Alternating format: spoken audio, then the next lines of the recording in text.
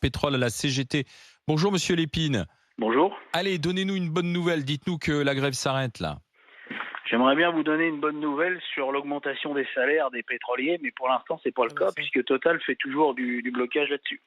Total se promet d'engager des négociations salariales. Ah ouais. Est-ce qu'il ne serait pas temps de dire allons-y, on arrête le mouvement, on négocie, et puis si vous n'obtenez pas ce que vous voulez, vous rebloquez. Mais là, on a l'impression que vous avez fait une grève préventive. Ah non, la grève n'est pas préventive. Vous savez, la première alerte, ça a été donné en mars 2022.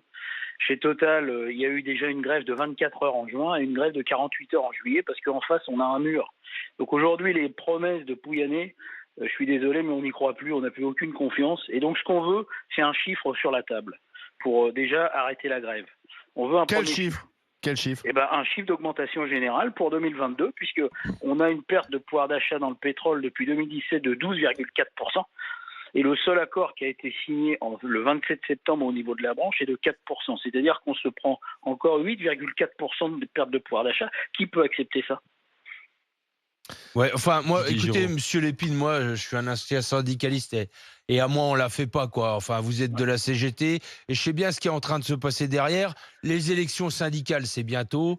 C'est ces élections syndicales qui font les règles de représentativité et qui, derrière ça, engagent les financements nationaux pour chaque syndicat. Donc, on sait bien qu'il fallait faire grève cet automne. On sait bien qu'il fallait exister syndicalement pour redorer un peu le blason de la CGT. Et là, c'était une bonne occasion. Mais moi, je trouve que cette grève, elle est difficile à comprendre pour les Français quand ils écoutent parler d'un salaire moyen de 5 000 € pour un opérateur et que eux, ils n'arrivent pas à joindre les deux bouts à la fin du mois, quoi.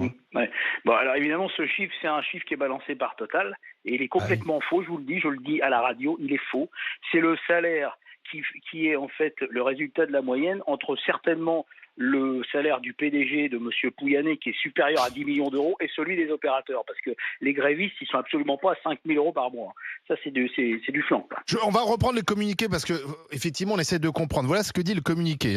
La rémunération mensuelle moyenne d'un opérateur de raffinerie, donc on ne parle pas du salaire du PDG, de Total Énergie en France en 2022 est de 5 000 € par mois, intéressement, participation compris.